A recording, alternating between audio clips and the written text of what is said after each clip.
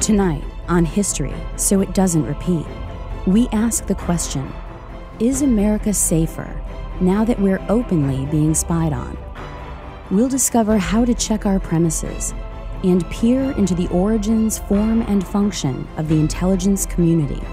By studying those who spy on us, we'll uncover the root causes of the war on terror, and you will have the facts to help end it. Learning's the answer. What's the question? It's all coming up next on History, so it doesn't repeat.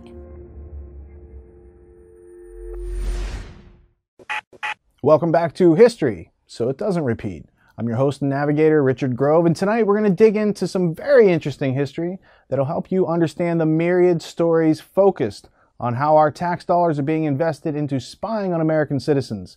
We're going to examine the primary assumption that intel programs spying on millions of Americans are justified to protect us from the so-called terrorists, and to do that, we're going to need to look into history. Joining me once again via Skype from sunny California is author Jan Irvin of Gnostic Media, and from Illinois we have forensic historian Kevin Cole, who are both members of the Tragedy and Hope online research community. Together we're going to perform an in-depth and informative service for everyone involved. And we're going to begin with checking our premises by asking the question, is the prevention of terrorism really the primary reason for these groups spying on the American public?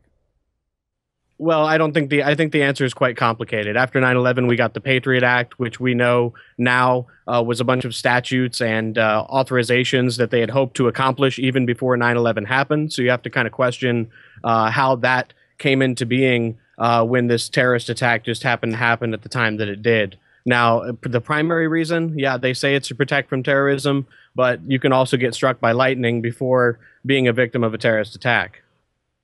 What do you think, Jan?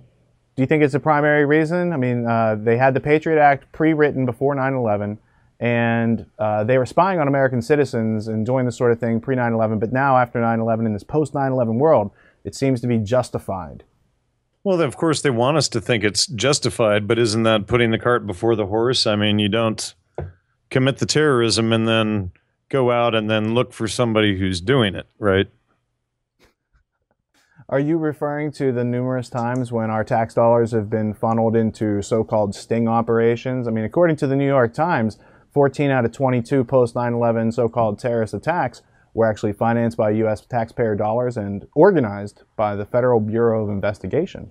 Sure, and there was an article that I found the other day, and I'm just looking for it now. Modern art was a CIA weapon. There's a whole bunch of these types of things here. This recent one, U.S. spy leaker goes ground on the BBC.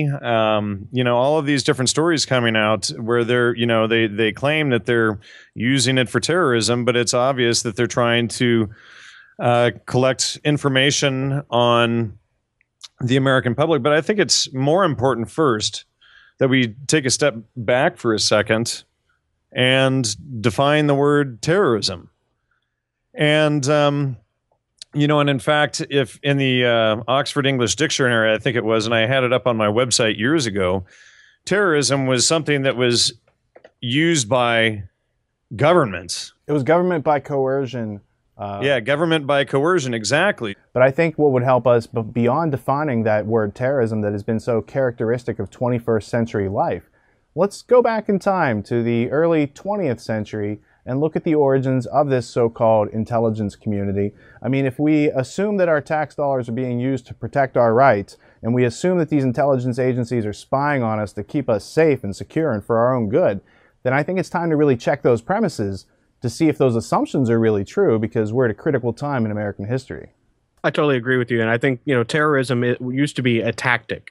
And what they've done is they've been successful through a clever public relations campaign on institutionalizing terrorism as an entity. Whereas, you know, some people who maybe don't watch the news as much see it as, oh, well, that's a war on Islam.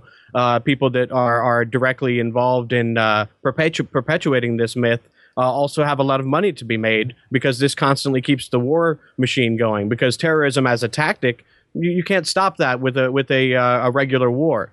So these are a lot of issues that I hope we are able to explore. Well, the first thing I want to dig into is the origins of this intelligence community that we know today. I mean, there's like 20 or 30 or more different intelligence agencies in the United States focused on both foreign and domestic surveillance. So there's a variety of these different organizations, but once upon a time, there were none, and then there were one. And I want to get into the people who, brought about these, the fine things like the CIA, and before that, you have to go to the OSS. And to get into that, I had to look into some of the books on the shelves in my library, books like The Old Boys by Burton Hirsch. That's one of my favorite books because it'll clearly show and demonstrate, and then you can go out and verify it if you don't trust it. Another one is Hugh Wilford's The Mighty Wurlitzer, which is published by Harvard. It's a very respectable book. It's not conspiracy theory. This is simply understanding the people, places, things, money sources of these so-called intelligence agencies. And what you find are people like Alan Dulles and Frank Wisner, who are Wall Street lawyers, who are internationalists, who are people who are not so much patriots, but have allegiances to globalist, internationalist ideas where they want to dissolve boundaries of all countries around the world and then create a globalist society. And that means collectivism. That means individuals lose their rights. And that's why we as individuals care about these things and take the time to delve into history. So who wants to take the first comment on the origins of the intelligence community post Paris Peace Conference 1919? There's a few different layers here. Obviously, there's one layer to keep the conditioning in place of what took place during World War I. And another layer is drugs and the opium trade, because a lot of the covert operations are based on that. And then you're going to have another layer such as Miles Copeland, who founded the OSS, whose son Stuart Copeland was in the band Police, and Ian Copeland founded IRS Records and FBI talent agency and these things. So then there's this other angle of it going off into the music industry and all of these sorts of things, which Dave McGowan's research has exposed. So there's this multi-pronged sort of attack and angle around everything post-World War I and the different directions that they take intelligence. But, all of it seems to be more directed at the general populace than any one sort of quote-unquote terrorist group, if that's even a valid term, since it's a form of government. What do you think, Kev? Yeah, I concur with that. And I would also say that we probably need to go back even further than the Paris Peace Conference, because what you see happening after the death of Cecil John Rhodes, and really, starting in the late 1800s with Carnegie's New Republic and his attempt to get Great Britain to federalize, you at this time, you started to see a transnational cooperation take place that was outside of the purview of national sovereignty. So starting with really the Pilgrim Society, where you have the business titans and the J.P. Morgan and earlier interest on both sides of the Atlantic, leading up to getting the United States into World War I in the first place, and the attempt to join the United States with the League of Nations. You find that the Dulles brothers were both involved in ecumenical movements with some of the key players of the Rhodes-Milner Roundtable Group, such as Lord Lothian, as well as Lionel Curtis. And so there's a religious aspect of this as well, in an attempt to create a universal church and to create a unified society. And the OSS, when you look in the founding of the OSS and the CIA, there was a British Office of Intelligence at Rockefeller Center where Stevenson, who was the tutor to Wild Bill Donovan, shared the office with him. So you have a lot of cooperation between British and United States intelligence going back even further. Same with C.D. Jackson and his counterpart and their relationship to the international relations cadre called the British Office for the Theory of International Politics. And this is really these transnational relationships, which are so important to people that want to usurp national sovereignty, are really the genesis of the intelligence operations. And in convincing the United States to have a more friendly Atlantic bloc-based relationship with Great Britain. I think you just summarized the entire episode right there. Okay, but I'm going to rewind, and we're going to add one more person to that egregious rant of yours. The person I'd like to add is Clark Clifford, who's also a Wall Street lawyer, who created the National Security Act in 1947, which was a prerequisite for the CIA. He later was involved in the Bank of Commerce and Credit International, BCCI scandal in the 1980s, this big money laundering, drug money laundering scandal under the guise of national security. So when we rewind and look at the agenda of the founders of this intelligence community in America, at least, that's an Anglo-American establishment. It's taking cues from Britain. Their agenda is social control, monopoly for cartel, and to insulate against competition. So when we see those James Bond movies now, having looked at history, we see that the MI6 basically works for an invisible banking class, not really represented in the films directly. And their competitors are who James Bond goes out and kills, and he's like an MK Ultra slave.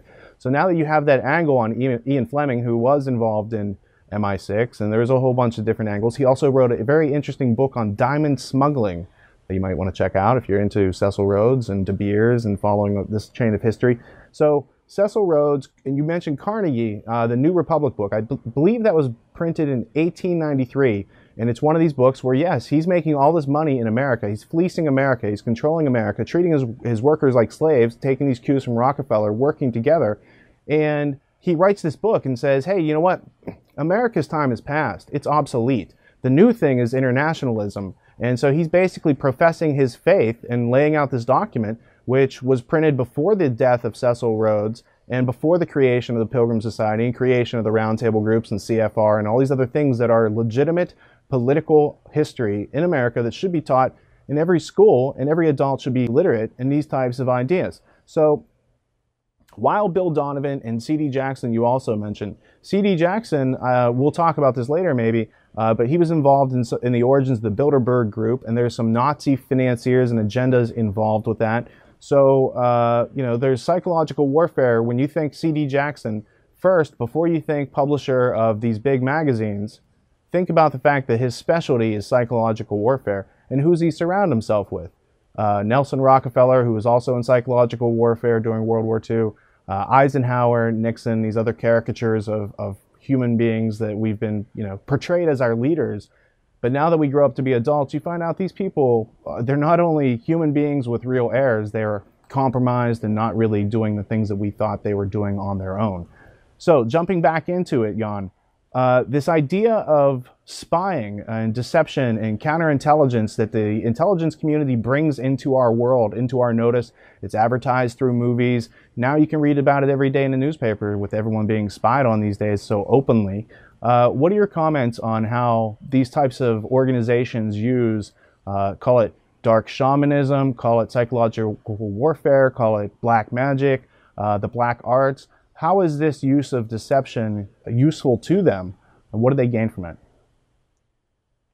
Well, it's probably just as much a double-edged sword for them, because it's all done on irrationality and ignorance, and these things tend to fall back on them when they're revealed rather than being upright and forthright about things. So when this type of dishonesty is always used, there's always an air of just total irrationality and underlying stupidity. Now, that being said, they're very clever with their lies and their tactics and their techniques, and it plays in on, you know, on so many different levels of the social control, be it LSD and entheogenic drugs, or using logical fallacies to control people, or, you know, providing false information in the mainstream media, etc. These are all forms of mind control that come together. You know, you can't really see it if you just look at one thing.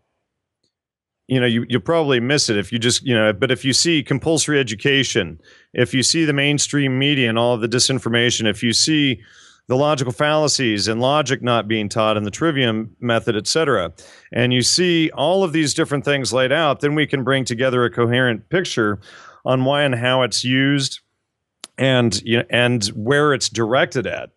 And sure, maybe to some extent they do operations overseas so that they can create wars and false flag operations and things like that, because a lot of the way the military industrial complex works is through creating these covert operations and then PRing them or using false information on the other side to keep them going, etc. Now, this guy, Clark Clifford, he was tied in with Mary Pinchot Mayer, who was killed, the Iran hostage crisis, the Vietnam War, which is, interesting because, as going back to what I was just saying, 60,000 boys killed in the Vietnam War here. Interestingly, the National Security Act, every time I file a FOIA request to get information back or go all the way to an appeal, they'll cite that all of this and what they're doing is legal under the National Security Act of 1947 that was written by Clark Clifford. So it makes a nice little tidy circle there. What do you think, Kev? Well, yeah, and Clark Clifford, of course, later becomes the Secretary of Defense after being a real famous lawyer. He gets caught up in the BCCI scandal with the money laundering. And as we know, if you follow the trail of the BCCI scandal, you find out that they were not only involved in funding weapons and money and funneling this through the Iran-Contra affair, but they also were involved in the funding of the Afghan Mujahideen that was fighting Soviet Union on a proxy war on behalf of the United States. And then you, as a result of that, you get heroin and importing of heroin in the United States and Europe, and that whole market goes up. Do you have any information on the opium wars? Because what I'm sensing is this isn't really an American problem. America is now reflecting this Anglified view that's been brought in the 20th century. So I'm going to start digging into British intelligence and their history. And so I want to start with one of the major financing roles of opium throughout the world has been in not only the United States currently, but way back in times of yonder. Back in the 1800s, 1700s, the British Empire had a thriving opium trade that it was using to suppress a certain group of people. What's the history on that really quickly before I move on with this, this next point? Well, are you referring to certain families within the United States that were involved in opium smuggling and trading, or? Well, okay, so let's go with the Russell Trust and the Skull and Bones and work back to the British East India Company. Well, while we're with BCCI, it's interesting to note that John Kerry was put in charge of the committee, congressional committee investigating the BCCI scandal. And that's kind of ironic when you find out that he is a member of the same Skull and Bones secret society as one of the families being investigated, which, of course, we know as the family of George Bush. George Herbert Walker Bush and his son Ann Prescott were all members of this secret society, Skull and Bones. Now, historically, if you look into that, you find quite credible information that the Russell family had been involved in opium smuggling going back into the 1800s. William Huntington Russell founded Skull and Bones. He also created the Pony Express, interestingly. And you're right on the 322 Skull and Bones. Now, if we go back a step there to the opium trafficking, what we find out there is that, and I tried to verify this reference with Rich a while back. We may still need some grammar on this particular subject, but maybe, Kevin, you have it. But it appears that Sir Thomas Henry Huxley, who is Aldous and Sir Julian Huxley's grandfather and Charles Darwin's propagandist, he was involved in the opium trafficking of the 1800s. And then and that is with opium. Now you go forward, you skip a generation, and then Aldous is at the Esalen Institute promoting the same thing essentially as his grandfather, but rather than using opium, they're using psychedelics and positive thinking and the New Age spirituality. So it's the same thing, just modified. It's like they released a new version of the program there. And so then that, it goes from Thomas Henry Huxley over to Julian Huxley on the other side, his other grandson. And so Julian Huxley was behind UNESCO, and he was behind the British Eugenics Society and a number of these other organizations. So then, here we have this nice little tie-in to the eugenics programs, et cetera. Now, this is only one angle, but has anybody else done any more to flesh out that Thomas Huxley association to the opium wars? I have not yet, but I pick up the pattern that's being laid down, that these internationalists control black markets, they're into eugenics. There's overlapping patterns from these different lines of study that we've all looked into: social control, cybernetics, eugenics, GMOs, all, financing, central bankers, all these different layers. It's a finite planet, there are certain groups of people that have certain overlapping interests, call them collectivists, and they've basically been infesting our intelligence agencies for the past century, changing the values, beliefs, actions of Americans through these types of programs. So I wanted to ask this question, if you guys are all right with me moving on. I wanted to ask this question about... I think Kevin's got something for you there. Okay, go ahead. Yeah, I just wanted to pick up where I left off. It was William Huntington Russell's relative, Samuel Russell, who was in charge of one of the largest trading houses in China during the same period of time as the Opium Wars involved with the dynasty versus the British Empire. That's pretty impressive. Excellent. I didn't have that little link there, so that makes a nice, tidy little circle right there. Now, tying this circle in a knot, I want to introduce this character. You guys may or may not be aware of this character. His name is Harold Kim Philby. He's named Kim after a Rudyard Kipling book that his parents liked. And I'm sure Jan knows the Freemasonic secret society history of Kipling and how it plays in it, as does Kevin, into Cecil Rhodes. Hanging out with Cecil Rhodes and whatnot. That's an underlying theme, but let's stick to the facts. Harold Kim Philby was an MI6 agent. He was part of British intelligence, who was also a double agent for Soviet Union's NKVD.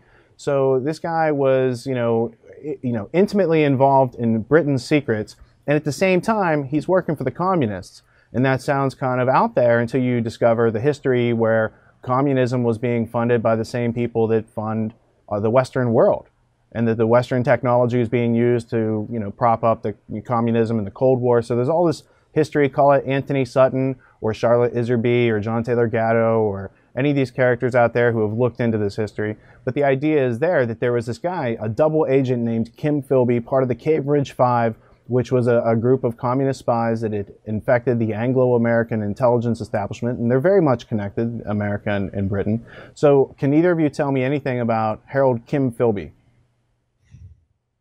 Well, what I can tell you is that, you mentioned he was a British intelligence officer, double agent for the Soviet Union as well as the KGB. What's so fascinating that you bring this up is that I'm looking at some other research I'm doing on Carroll Quigley and some of the accusations he had against the so-called right and how they used some of his material for economic gain. And he kind of gets himself in a knot historically, and he may have lived to refute some of his own writings. Because what I found out was that the Cambridge Five included suspected fifth men, Victor Rothschild, and a guy by the name of Michael Whitney Straight. Now, Michael Whitney Straight's parents were Willard Straight and Dorothy Whitney, and they were the ones who bought the New Republic. And if you look on pages 949 and 950 through 953 in that area, you'll find in Tragedy and Hope that Carroll Quigley kind of chides the right for saying that the left groups at that time were supporting the communists, and that wasn't necessarily the case. But then he's proven wrong by history, because you find out that Michael Whitney Straight was also one of these members who was a double agent working to promote communism as a member of the Cambridge Five. And then his father, Willard Straight, who was a J.P. Morgan man, also worked for American International Corporation, bought the New Republic. So I would urge people to look into that, and I just find that extremely fascinating. We can also talk about Kim Philby's father, who was an intelligence officer in his own right, involved with Saudi Arabia, MI6. He personally worked with Allen Dulles, favoring Nazi Germany, and there is some speculation or some evidence that he was working to stop a Jewish state, but we can go into that. We can talk about Kim's dad in a minute, because that's kind of the crescendo to this whole episode, what that all means and comes together. But let's jump into what you're talking about. You're talking about this Whitney character, and I couldn't help but thinking, I'm observing what you're saying, I'm listening intently, I'm comparing it to what my experience is. And the experience is the other co-founder of Skull and Bones, besides the Russell family, was the Whitney family, such as the Whitney Museum in New York City. These are collectors of someone like Mark Lombardi's work. Mark Lombardi died a very similar death to that of Michael Hastings or Gary Webb or any of these other people. You should check out Mark Lombardi's Global Networks book. You can learn a lot about it. You can learn about the Bush-Saudi connection through James R. Bath just by looking at the cover of the book. BCCI is on there too. There's a lot of history that you should check out. The other thing you mentioned was AIG. I couldn't help but noticing one of the founders of the OSS and co-founders of the CIA, Frank Wisner, his son, Frank Wisner Jr., was on the board of directors of Kroll Associates, AIG, and Marsh & McLennan. And recent news, he was over in Egypt when they were overthrowing the government, helping them restructure that stuff. So again, you should check into the sons, daughters, grandchildren of these Wall Street lawyers and bankers who founded the intelligence communities, because it's not about protecting your rights or keeping you safe or any of this stuff. It's about them defending their monopoly against your hardworking competition. So, Jan, did you have anything to say on Kim Philby before we roll ahead to military coups and assassinations? I wanted to add there regarding the left and communism that certainly the left in many respects has been co-opted. Now, I don't mean as in the term liberal of or befitting the free, which has also been co-opted. You know, the left and the word liberal have been spun to actually sort of imply this communist thing, which in fact is the antithesis of the meaning of the word. But so Kevin mentions J.P. Morgan. Of course, at J.P. Morgan was Gordon Wasson, who is the vice president of propaganda there. He was in charge of the CIA's MKUltra subproject 58. J.P. Morgan was a subcontractor for that, and we've already published all of the documents on that in recent shows, such as with Dr. Colin Ross. And Wasson was also at the Century Club with Alan Dulles. Now, in my recent article that I wrote with Joe Atwill, this was, of course, one of the main themes. Aside from communism, they're driving everybody back to essentially a neo-feudalism or a new dark age. But, you know, here's Wasson working with Alan Dulles there at the Century Club. Wasson's in charge of MKUltra Subproject 58. And then, you know, there are very many ties and relations with the left, and especially the hippie movement, with socialist and communist ideologies, where people are basically pushed as adolescents way into their adulthood rather than taking control of their lives and their health and everything else and learning to be adults. They act as children and want the government to basically take care of everything and do everything for them. So I think that this is all directly tied in right there. Well, I think it is tied in because you're talking about J.P. Morgan funding the Soviet Union. The Standard Oil was also funding Soviets. They were also funding the Nazis. There's a whole bunch of overlaps in what would be national agendas because these people who are doing this financing and lawyering, they're internationalists. And so you also have ties into the MK Ultra culture through J.P. Morgan and his interests and that company's interests. And the Rockefeller Foundation is deeply tied to MK Ultra. Kevin, right, that's right. Are either of you aware of Rockefeller connections, funding, financing MK Ultra? Well, actually, the Rockefeller Foundation was involved in funding MK Ultra through the Allen Memorial Institute, I believe, which was in Canada. Is that correct? That's where you and Cameron worked, right? Right. And Ewan Cameron, of course, went on to be the head of the American Psychiatric Association. He was involved directly in the laboratory experiments and trials that stemmed out of Alan Dulles' office at the Central Intelligence Agency. Yeah, I would agree with that, and I just found my other citations here. They're also involved in hemp prohibition, which is interesting. John Foster Dulles was there. Yeah, definitely, and Rand Corporation is there now. Didn't they come up with the term conspiracy theorist to keep people from investigating matters?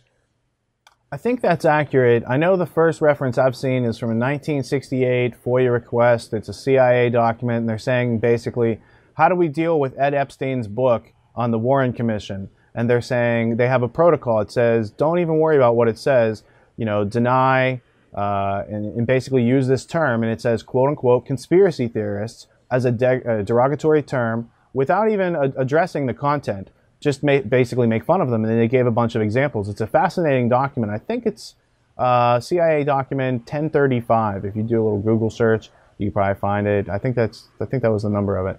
But it's a fascinating piece of history because you can see the origins of this word, and then it doesn't really pop into the American public vernacular until I believe 1996. It shows up in the Oxford English Dictionary, and that's where you see it because of the movie Conspiracy Theory by Mel Gibson, or with Mel Gibson, it was released at that time. So getting back to this idea of intelligence agencies and social control, we talked a little bit about MK Ultra, but now let's talk about how they assist military, coups and actions, covert operations around the world. How sometimes they're carrying out assassinations of leaders in other countries.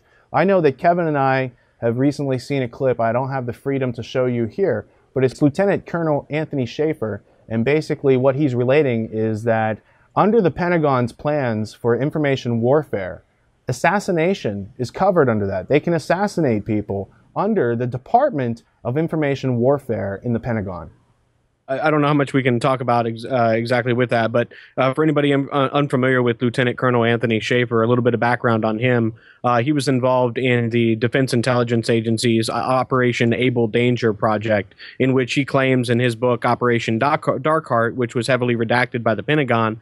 Well, what he found in Operation Able Danger and what he claimed in his book was that key suspects in the 9/11 terrorist attack and the official story of this event were placed on a list where they were untouchable. They had yellow Post-it notes put over their face, and he wasn't allowed to further investigate them in any way. So you're coming from an area of credibility with these types of tactics and these types of intelligence operations. And what he did say was that the role of assassinations can be seen along a information warfare strategy. When he talks about information warfare, including strategies, the immediate thing it makes me think of is somebody like Benazir Bhutto, who had came back to Pakistan and threatened to run against Musharraf in the next election, where she had a huge amount of publicity. And it's something like her assassination could have been included in an information warfare strategy. Now, I'm not saying that's exactly what happened, but I have seen quite a bit of evidence to suspect that is a possibility. So you're not talking about people that view the death of one individual with any kind of empathetic concern. You're talking about somebody or the type of person that views human beings as targets in order to affect changes in their own information strategy. Well, I remember journalists like Gary Webb who were digging into the CIA, Iran-Contra, cocaine, all those different kind of scandals that were going on there. And he didn't end up very well for doing his stories. Although I think the LA Times just recently published an apology saying, hey, Gary Webb was onto something, but too bad that we all let him get killed years ago and did nothing about it as far as journalists, right? So that's well, they actually put 17 journalists on to attack and debunk tiny little things instead of looking at the larger picture. No, that's and I don't think right. it was the LA Times that apologized. I think it was the writer. One of the writers, Katz, who right. came out and apologized for his actions, which led to Webb's murder or suicide. Well, the thing I'm really concerned about is that 300+ million people in America pay tax dollars, and like if you cut our military and intelligence budget by 80%, it would still be larger than any other country on the planet. So why are we so insecure as a country is one question. But what I'm observing is all this money is being poured into private contractors, defense contractors, Pentagon, military budgets for intelligence, all these different things to watch us, the citizens, right? But if these people are also running drugs and they're seeking to monopolize and insulate against competition, isn't there just a chance that they might use some of those things that we paid for national defense to actually defend their heroin routes and drug smuggling and these sort of things? Is there any sort of history to that beyond this conspiracy theorist journalist called Gary Webb? Something called Iran-Contra. Oh, right. And I think the church committees also probably brought some of this stuff up. Yeah, MK Ultra. Yeah, that's right. Rockefeller Commission. I'll have to make a note of that. So yeah, we don't, they don't acknowledge those things actually happened. I mean, Iran-Contra, that didn't get any national attention. And what's interesting is several years ago, I interviewed John Loftus on my show. And on my show, he was one of these top guys under the Carter and Reagan administration. And he denied that this stuff, anything really goes on, is part and parcel for their standard protocol, their modus operandi. So that was when I started questioning some of his background, other than he always leads people astray from studying certain aspects that would lead people to question the official storyline and his official storyline as well. Well, you mentioned Jimmy Carter, and I recall that Jimmy Carter got his job, according to Barry Goldwater in his book, his memoirs called With No Apologies, chapter 33, no, it's chapter 34, it's the one after our non-elected rulers. And basically tells a story how Brzezinski and Rockefeller got together. They thought Carter would be a good guy. They go recruit him. They do some Wall Street bank deals to help get this all solidified, to fund him, to make sure he gets to be president. And so Carter's initiation into the Trilateral Commission is simply, a ploy to get him on the ticket so people know that he's a made guy and he can go do these sort of things. So Carter's national security advisor was this guy Brzezinski, who we're going to come to in a couple minutes. But I want to talk about this thing called the National Security Advisor or the National Security Council, the people who kind of direct these intelligence agencies on their covert ops, their drone strikes on people and all this sort of stuff. I was curious, who are these people on the National Security Council? How do they get their jobs? Are these people that we elect? I mean, obviously they're in control of influencing the direction of all these tax dollars that we just throw over the wall to the IRS. So has anyone have either of you looked into the National Security Council? Sure. The National Security Council was founded in 1947 by Harry Truman. And the goal of this, at face value, is the coordination and control of the armed forces, the Central Intelligence Agency, and any other operations they have. And they thought back then, much like, the Homeland Security Department now after 9/11 was supposed to, re-coordinate everybody together because the intelligence failures that led to 9/11, they used this idea of intelligence failures as the way that 9/11 happened, when we know that George W. Bush had the August presidential PDB in his hand a month before that outlined quite a bit of this plot. Now, back to the National Security Council. Yes, this is a plan put forth by Truman as a way to, at the time, kind of make up for intelligence failures during the war. And you see that Truman, of course, is responsible for putting forth the Marshall Plan, later on furthering the Marshall Plan. And when you look at individuals who are close to the president who are advising him on this, you'll find that Richard Haas, the president of the Council on Foreign Relations, who is also a Rhodes Scholar, had also been in the position of national security advisor. So it's a group of individuals that are pre-selected, usually from foreign policy think tanks, also from industry.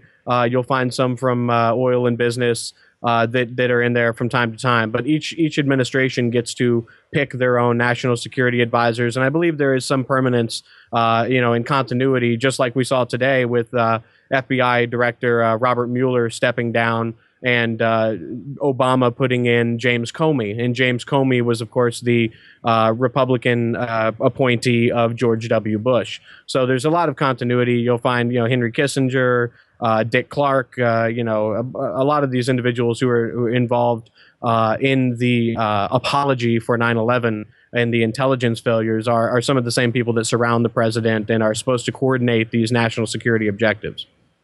Well, what you're noticing is a continuity of influence. I was looking at my brain model over here. I also see someone named Philip D. Zelikow as part of the National Security Council at one time. Now, does the National Security Council have, does it have obligatory rights? Does it have authority over the Joint Chiefs of Staff? I'm not sure if it has direct temporal authority over them, but I know it is responsible for advising directly the president, who is then making decisions based on this panel of advisors. So I'm not familiar if they have authority outside of the president's chain of command. There are probably authorities that are delegated to them that they act upon quite regularly. And I also noticed there's a lot of famous historical events that go on in 1947.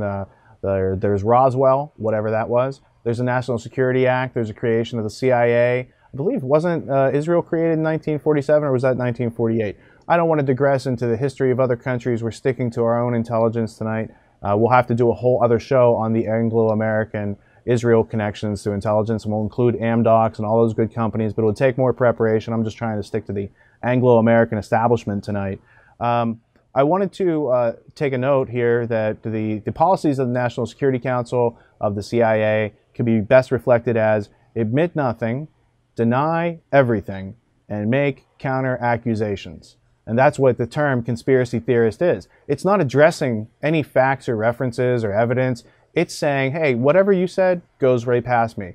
Conspiracy theorist, it's a retort. It's an example to make a counter accusation that you don't know what you're talking about, that you haven't done your homework. And that's what Alan Dulles is most famous for saying, although it's hard to find a written reference of it. It's a brilliant saying that he said, well, you know, when people said about the Warren Commission, and aren't you concerned that they're going to find contradictions? First off, the Warren Commission and 9/11 report, there's nothing in there that wasn't brought out as consensus. It's agreed upon truths. And if it didn't have unanimous consensus, it doesn't make it into that report. And truth is not consensus-based, it's objective. So that's why those reports are no good. But he said, the American people don't read.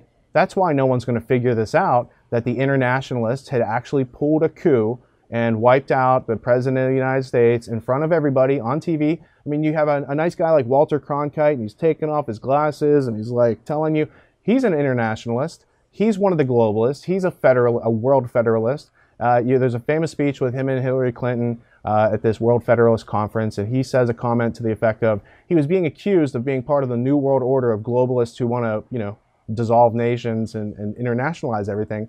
And he has this quote. I don't even want to repeat it, but maybe I can cut to it without copyright infringement on YouTube. We'll see how it works out in post-production. He wrote, literally, any attempt to achieve world order before that time must be the work of the devil. Well, join me. I'm glad to sit here at the right hand of Satan. Let us hear the peal of a new international liberty bell that calls us all to the creation of a system of enforceable world law in which the universal desire for peace can place its hopes and its prayers. But the idea is that what we're being exposed to with real history is counter to what we were taught. These ideas that we're taught in America about how things work, the checks and balances, and all this power and money, all this stuff that you're giving as individuals that make this big thing called America, it's all being used to our best benefit, and it's really helping people around the world. And we're trying to spread liberty and crack down on tyranny while we have gulags in this country and people being renditioned and people being assassinated and drones being authorized in this country. There's a lot of things going on in this country that are kind of just getting on the edge of some bad dystopian fiction that I would like to stay away from if we could all just use a method of thinking critically. And that's in our other episodes. But this episode is really about who are these people. And now I think we're beginning to see, we're getting to paint a picture that these are the people who think that they're above the law. So if you compare that to the actions of the 21st century here, Patriot Act, CISPA, NSA spying on everybody, all these different things, these didn't come out of nowhere, these situations. They have a root, a basis in history. These people have a purpose, an agenda, and we're trying to flesh out what that agenda is without scaring you too much with it all at once, because it is vastly different than that which our nightly news programmers on CBS and NBC and ABC have told our families and ourselves over the past decades. I think that's a great point that you make with the alleged quote from Alan Dulles, whether or not there's confirmation of that or not. I think that really rings true. And the way that they are able to operate with impunity is that nobody's having the same conversation that they are. As long as people are looking over here or constantly distracted by the media or the what I would call the unity box that is trying to sell people on the same ideas and the same way of looking at all topics. It's just that people aren't reading the same information and therefore aren't having the conversation. Since the early 1900s, there has been a separate national security state, whether or not it's the national security advisors that advise the president, or it's these outside influences that were brought in by the president. When they brought in J.P. Morgan, they brought in the people from the American International Corp to, put in the Federal Reserve through J.P. Morgan's plans. So there's been for a long time a separate establishment that has developed in contradistinction to our idealized forms of how government works. And I think if the more that we're able to flesh these things out and show the historical design during our lifetimes, we can hope to leave a better place and a better map for those that come after. Let me just throw in there real quick regarding the Century Club, because the Century Club, Alan Dulles, Gordon Wasson, Dwight Eisenhower, Aldous Huxley, and, there's hundreds of other people, but this Century Club really seems to be a key center behind a lot of these operations. And it, I think in the 1800s, was supposedly a center where they met to strategize and create, military strategies. So, if was this military strategy? The question is always against the people, as the evidence about the Century Club and the CIA and these other, the NSA, et cetera, these other organizations show. And another big issue is that we have all of these think tanks and think groups, et cetera, who advise the president and this or that council, et cetera. Well, it seems to me that without public oversight, these types of committees and think tanks, et cetera, should be illegal, because they should be elected people before they're allowed to advise a president or someone. I mean, there has to be public oversight there. I think that's a great point, and that you bring up with the Century Club. And I think what we can distill from it is this, is that the Century Club, like many of these other clubs where they would get together and discuss foreign policy, was created to aid Great Britain. And why was it created to aid Great Britain? It's because Great Britain, ever since Carnegie made his proclamations, was being seen as declining in stature around the world. They were losing power throughout the imperial commonwealth. And so with the Century Club being created to aid Great Britain, this is the common thread that we find throughout Atlanticism, or the philosophies of the Council on Foreign Relations and the philosophies of the Atlantic Institute, as well as the Council on Foreign Relations. And because so much of what is surrounding the Council on Foreign Relations activities has been put in such a cartoonish manner, where it's been linked with groups where there is no linkage, and there's never been a real discussion amongst those that are trying to make a change and speak against this, to actually outline the philosophy that they put forth. And I think that's what we're doing here now. And it's really this Atlantic philosophy that Great Britain was an Atlantic power that was so powerful, and something that even Carroll Quigley in Tragedy and Hope said was his sole disagreement, aside from the secrecy that the group put forward, is that he really saw them as a European power, and they were trying to claim Atlantic status, where it would be this union of democracies and there would be an enhanced cooperation, what Carroll Quigley put forth and said as the balance of power strategy. And if you look into Ludwig de Hio's work on the precarious balance, this really lays out what we're talking about. And then you start to see that the Bilderberg Group, which Richard mentioned earlier, which was founded in relation to C.D. Jackson, bringing them to the United States, and other institutes that were involved on both sides of the Atlantic, to get the United States involved on a permanent basis. They had their first meeting and they weren't sure if they were going to continue yearly, but thanks to the help of C.D. Jackson and others, they went ahead and went through with that. And so the Bilderberg Conference can really be seen as a continuation of the Union Now strategy and the Union of Democracy strategy, except on the global business level. Well, and Union Now is Clarence Street was a Rhodes Scholar, as was Stringfellow Barr, who wrote, I forget the title of his book, but it's an internationalist book. It's the same type of philosophy. And one of the keys of this Atlanticism is that the people bringing this to America are not about individual rights or any of this sort of stuff that we call American, the American way. It's about collectivism. They're partnered with communism. Quigley says very clearly that these people, that even though they're capitalists, they fund and work with very closely the communists because they value the collectivist rights for their livestock. Not for themselves. They want to be gods. They act like they're God and have rights over you, and eugenics and Rockefellers and remodeling that as molecular biology. I mean, we can have a whole episode on that. They are on all fronts trying to harness our human resources, to take our attention, to make us waste our lives in servitude to them. And I'm just saying that if they're going to do that, they're going to have to work a little bit harder, because we are getting smarter. This other idea of the Cold War being psychological warfare in reality. People like C.D. Jackson helped to construct that. The CIA helps to propagate that as long as it could go. And then they shift gears into the war on terrorism, which is where we're going with all this questioning into Kim Philby, because it was Kim Philby's father, a guy named St. John, or as the British would say, St. John Philby.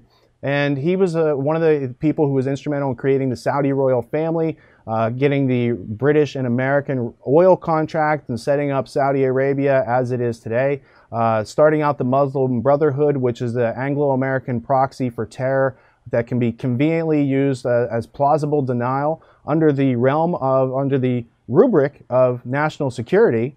And so all these things start to tie together. But before we do that, I had mentioned the Rhodes Scholarships and Union Now project, which is an Atlanticism project. Let's go into the foundations and books like Imperial Brain Trust or Universities in Empire or Compromised Campus. Let me just say something, Rich, before we go there, if I may. Because, I was just looking at some of these other connections that I have here regarding the Bilderberg Group. C.D. Jackson, of course, last year, I noted in my article on Gordon Wasson that there were some associations there with C.D. Jackson. Of course, Wasson and Eisenhower were both at the Century Club together. Eisenhower was also a part of the Bilderberg Group there. And then if we cut over to, let's see here.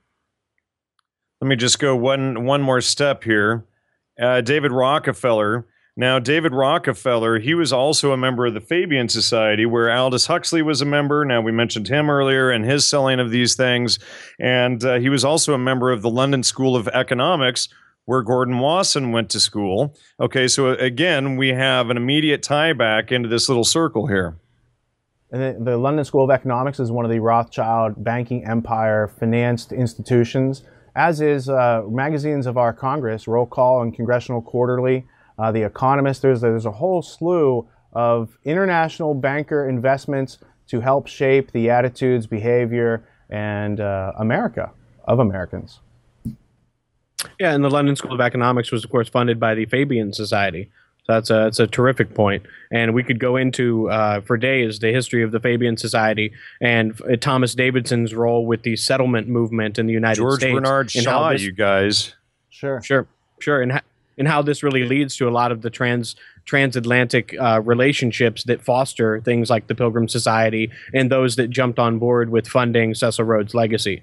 To your earlier question, I would start with this quote from Carol Quigley from Tragedy and Hope from page 950. There does exist and has existed for a generation an international Anglophile network which operates to some extent in the way that the radical right believes the communists act. In fact, this network, which we may identify as the roundtable groups, has no aversion to cooperating with the communists or any other groups, and frequently does so.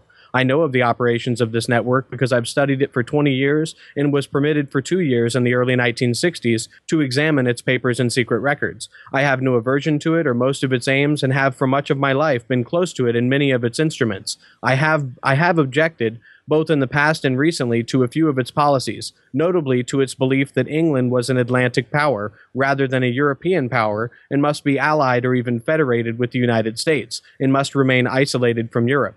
But in general, my chief difference of opinion is that it wishes to remain unknown, and I believe its role in history is significant enough to be known.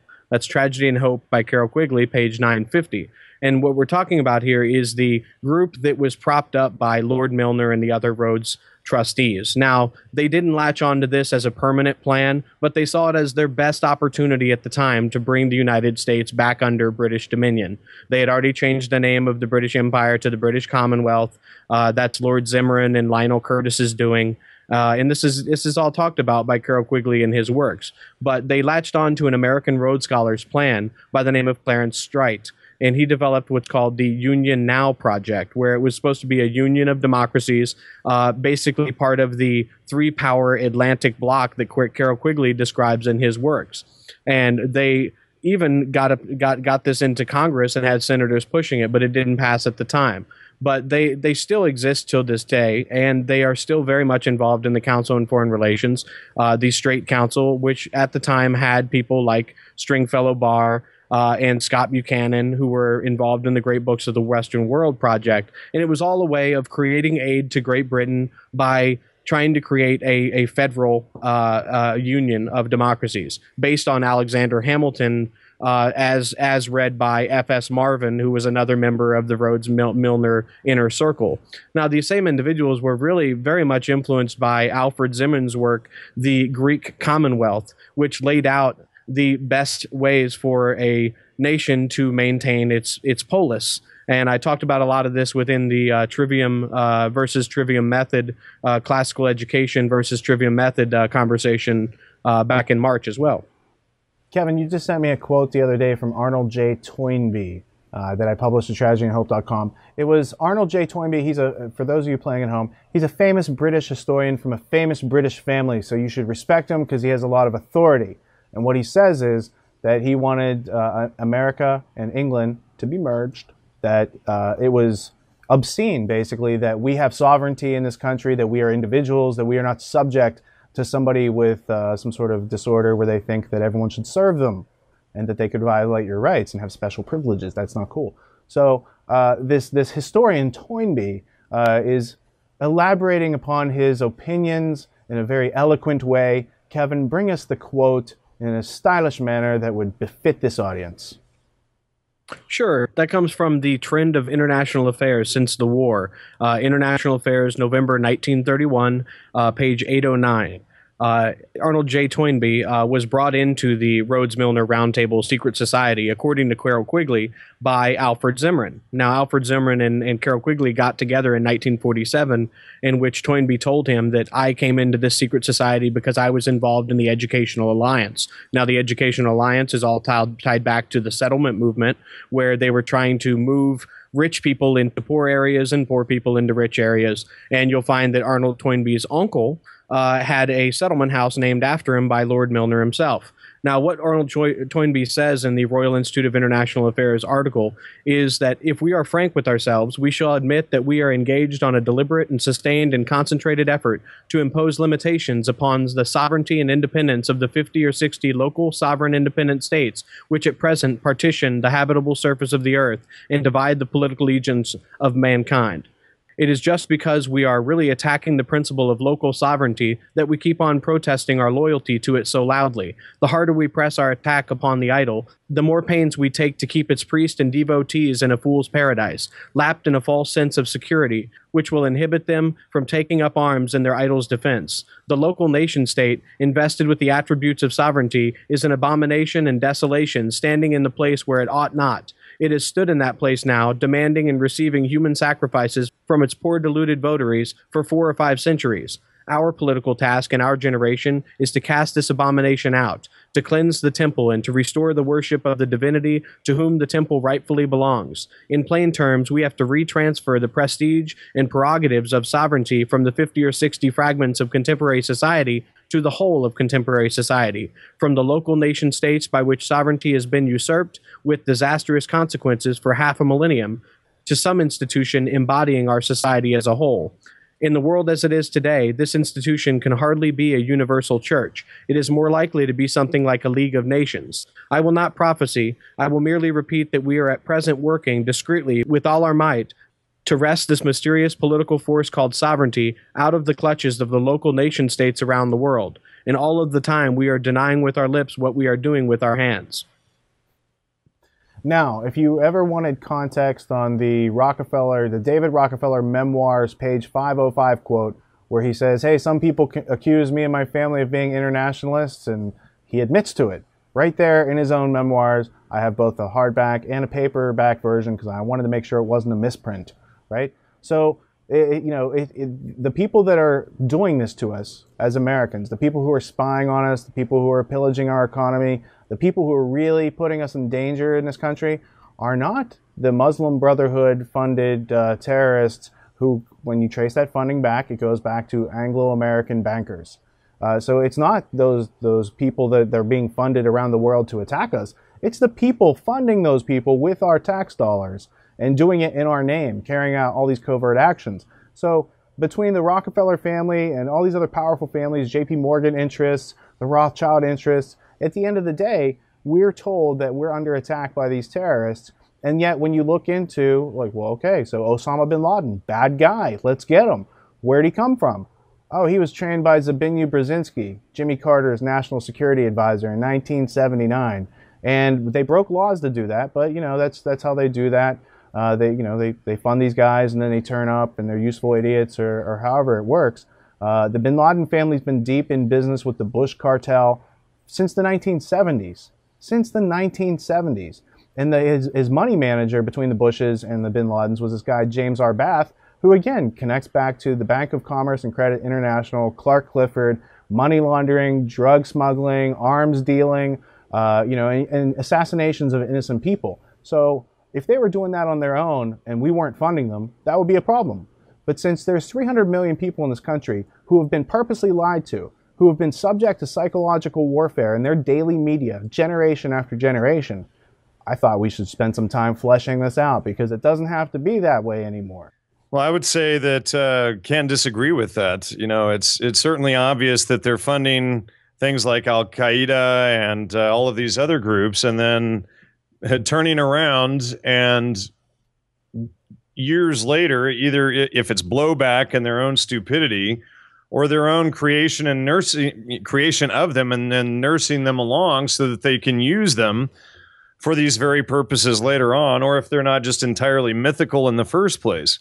But yeah, you know, as you said, it's not the Muslim Brotherhood and stuff like this. We have, besides the Anglo-American establishment, you know, there are so many ties into Zionism in these guys. I mean, Brzezinski, et cetera, all of these guys go into Zionism and this whole agenda. So aside from the Anglo one, which is real, there is also this Zionist agenda.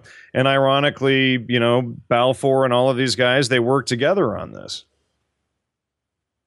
That is absolutely correct, that there is much more to learn on that topic, but I can reference Quigley's 1947 book, although it wasn't published till after his death, if I recall, titled The Anglo-American Establishment, in which he faithfully describes what I've found in history through separate artifacts. So having already done my research, I then read this book, and in this book, it gives a pretty faithful recounting of what's available out there to be independently verified. And what he explains is the history of the Anglo-American establishment and the so-called Zionist political elements that later created Israel. They are doing deals early in the 20th century, and even back into the 19th century. There is a great deal of influence of Balfour, whose boss was Lord Rothschild, and it's all described in the Anglo-American Establishment by Carroll Quigley. I'm having trouble remembering the page numbers right now, but I'm sure that Kevin remembers the section that I'm talking about. It's the section where he goes into, he's like, here's why the British had a choice to work with either the Arabs or the Zionists, and here's the business reasons they chose the Zionists. And even though they thought the Arabs were cool and they liked to hang out in those countries and they found them affable, they found better business with the Zionist political interests than they could depend on through the Arab community. And that's why, since St. John Philby, all the way up through Zbigniew Brzezinski and other characters that are doing the same thing today on a ground level, I think Sibel Edmonds had identified one of these CIA guys who was involved with the Tsarnaevs and training Muslim Brotherhood people, having them live in his house. But I can't, that guy's name slips my mind right now. Yeah, I can't think of his name either. Oh, Graham Fuller. It says here that he specializes in Islamic extremism. Does that mean creating it, or what does that mean exactly, I wonder? Well, the Tsarnaev uncle used to rent a house from Graham Fuller, from what the evidence looks like. So it just seems like, again, taxpayer dollars going to the government, going back to the intelligence agencies to set up patsies, whether it's Imad Salem, an Egyptian military officer who recorded the FBI agent John Antisev in 1993, telling the FBI telling him how to make the bomb, use the real bomb. They knew, he was their patsy. He recorded that. That's history. You should check that out. So what we're tracking here is, for over 100 years, there seems to be this trickle of taxes up through a system back down into some sort of tyranny, that a gun that gets pointed back at individual citizens, not just in this country, but now that we have these drones flying all over the world, all over the place. I mean, this is like Skynet come alive. This is like a bad Hollywood movie that just won't end. We should point out that this guy Graham Fuller was actually responsible for the creation of Iran-Contra, and he was CIA for 20 years. So, ladies and gentlemen, if you want to look for the head guy behind Iran-Contra and the CIA drug trade, there it is, right there. Our so-called Islamic fundamentalist expert who, of course, creates and spins this stuff. They want you to think it's Oliver North. Oliver North was the bad guy. Or Reagan, the dumb actor who worked for the OSS and CIA since his career ever started. I mean, come on. That guy's not responsible for anything. If you think he was running this country, you got another thing coming. You should read some history. What do you think? He's got a cute little website, you guys. Graham E. Fuller, author, and it's got somebody like walking away down the road. It's like, Your typical propaganda website him there, smiling all pretty. Do you have that Joy? Well, I think if we look at the Do you have that Joy Camp app so you can see if they're targeting you with the drone right now, Jan? I already know they are. I mean, Michelle Meeks at the CIA, the one who I file all the FOIA requests Let Kevin respond. Let Kevin respond. Okay, sorry, go ahead. No, it's fine. I was just going to say, with Graham Fuller, whether or not he was directly involved, here's the facts that we do know. As soon as the Boston bombing took place, they went looking for, the media did, looking for family members in which they could get on to get reactions from. And they go down to Maryland and they approach the Tsarnaev uncle.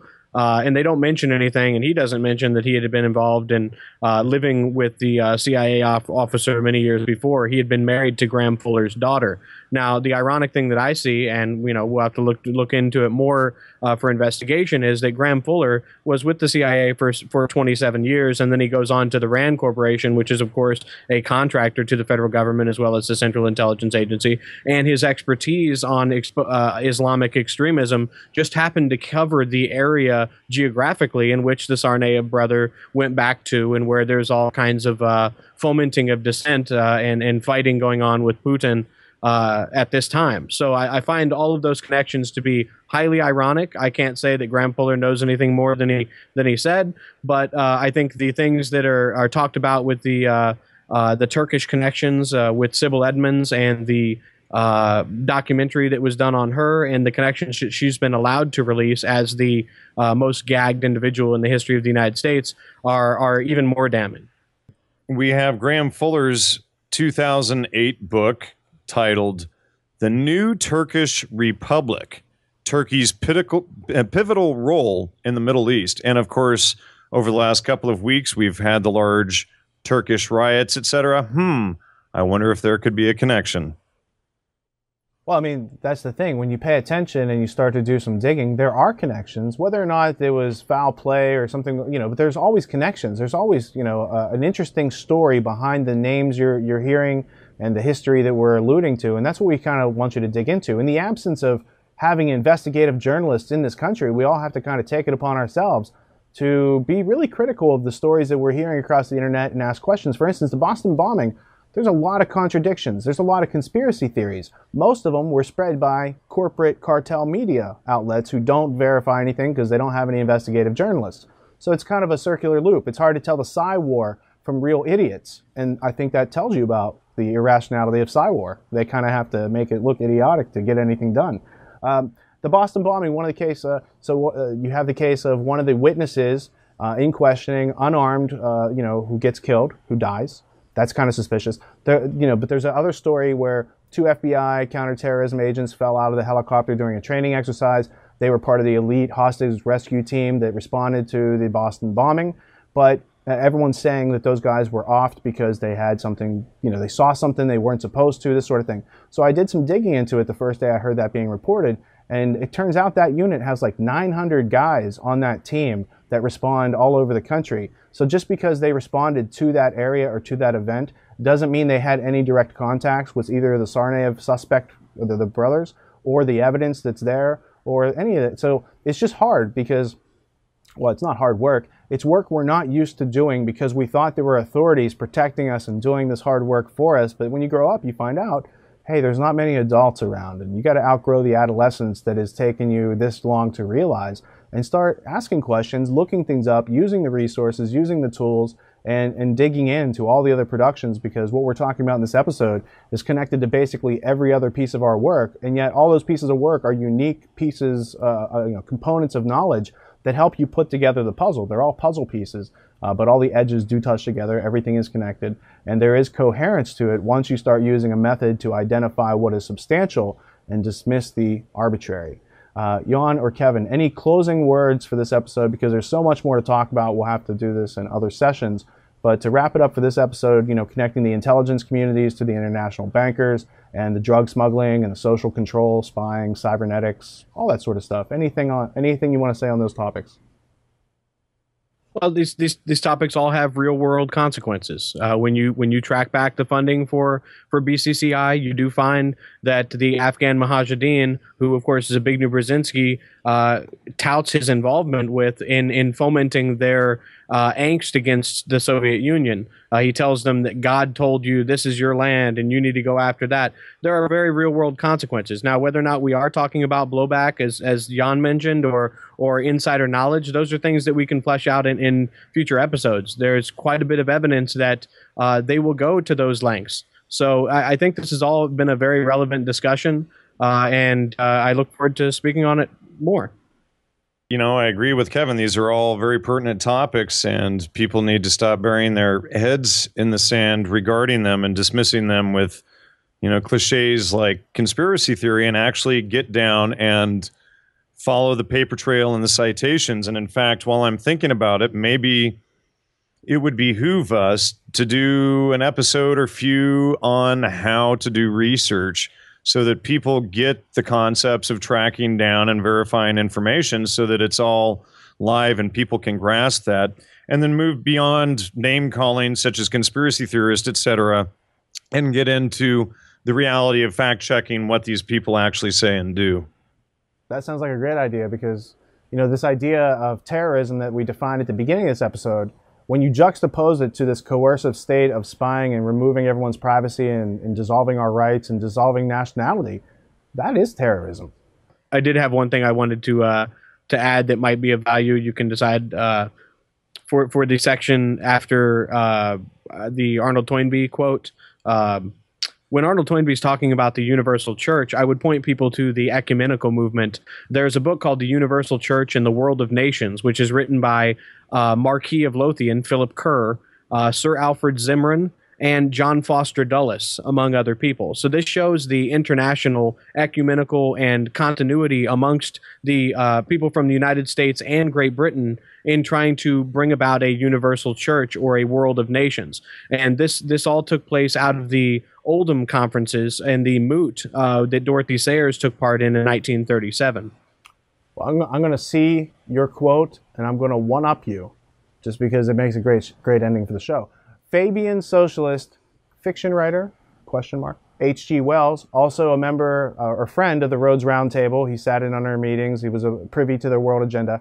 He has this famous quote from this book called The New World Order in 1939, in which he talks about the New World Order, and he describes it as a, quote, new world religion. And religion is just a veil that they're putting between themselves and the public. It has to do with a cybernetic net of collecting information, using artificial intelligence to chew on all that data they've collected on you for the past 10 years, to create a profile where you're predictable until they can market to you, so they can keep you distracted, keep you watching some box or some screen that's not informing you with life-giving information you can use to survive and thrive in the world and be happy. That's another point, but survival comes first.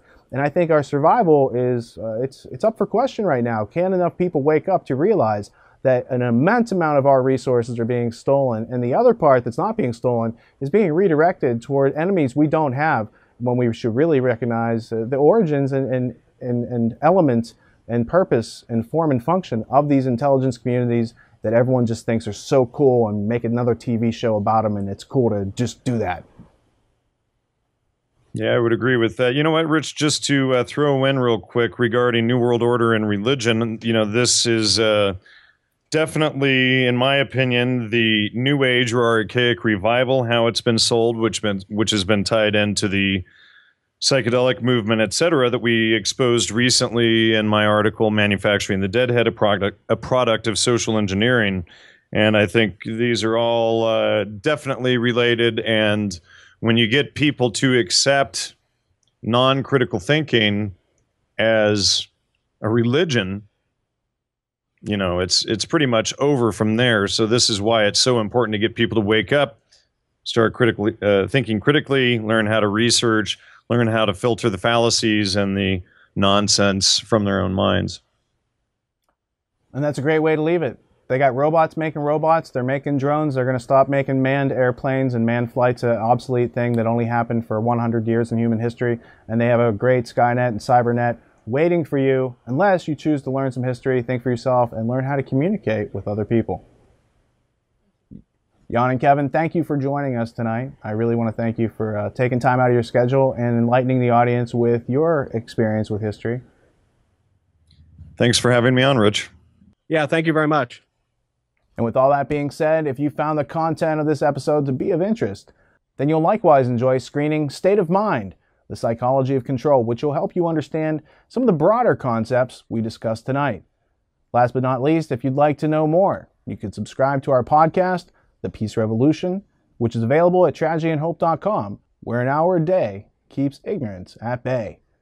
Tragedy and Hope, tools for thinking clearly. Until next time, thank you for tuning in and not dropping out.